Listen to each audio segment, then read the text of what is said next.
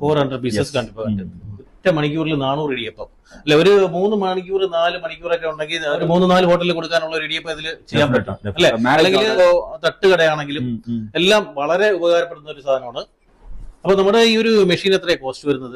മെഷീനോட cost fixed price தான் 35,000 plus 18% GST. டோட்டலா 41,300 rupees இது ஃபிக்ஸட் ரேட். ரொம்ப வருஷமா நாங்க ஒரே ரேட்ல தான் கொடுக்குறோம்.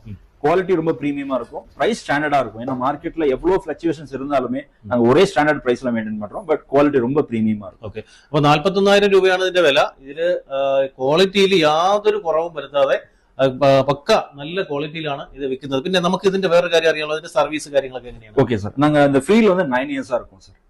9 இயர்ஸா இந்த எக்ஸ்பீரியன்ஸ் இருக்கனால நாங்க பண்ணாத மிஸ்டேக்ஸ் கிடையாது. ஸ்டார்டிங்ல நாங்க மிஷின் தயாரிச்சப்போ நிறைய மிஸ்டேக்ஸ் பண்ணி நிறைய ப்ராப்ளம் வந்து நேரடியா போயிட்டு எல்லா இடத்துலயும் சர்வீஸ் செஞ்சு நிறைய லாஸ் பண்ணி எல்லாமே கத்துக்கிட்டு தான் இந்த ஃபீல்டுக்குள்ள வந்தோம். ஓகே.